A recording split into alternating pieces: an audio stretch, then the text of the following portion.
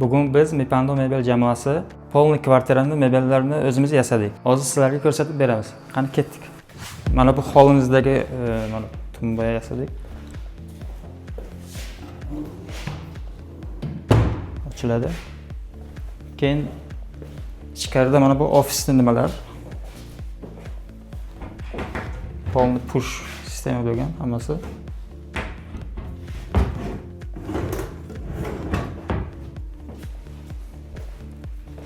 Mana bu stoli bitta. Bironta mehmon kishi kelsa agar yotadigan joy mana bu.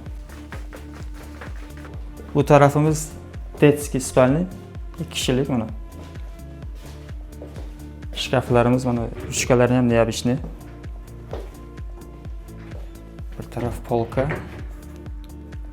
Bu tarafi veshilka bo'lgan. Bu taraf ham xuddi shunaqa. O'lni 2 kishilik.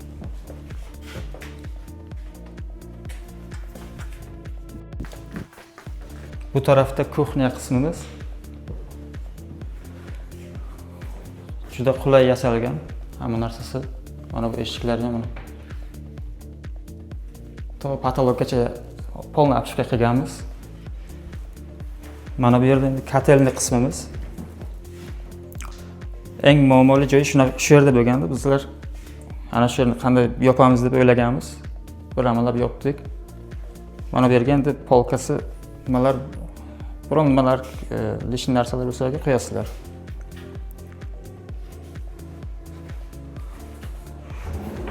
Bu salyaska tandem ishlatilgan bunga. Stiralniy posudomoyka, bu o'sha penal qismimiz. Bitishga ham mana skriti. Polniy обшивка qilganmiz buni oldini ham.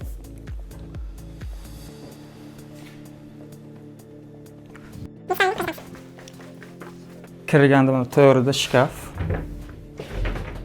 Murskoy, женский. Bu murskoy, женский. Tepasiga nimalarni qo'yadilar. Ikkita tumba. Tumbalar ham neobычный chiqqan. Kravatimiz tagi mexanizm qo'yganmiz.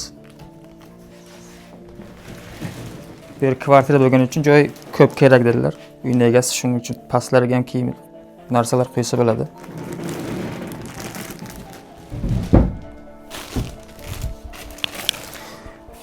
Bu tarafimizda mana Pat TV, TV zona. Shkafchalari.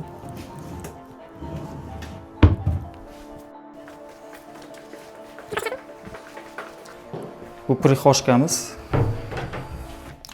Polniy push sistema qilingan.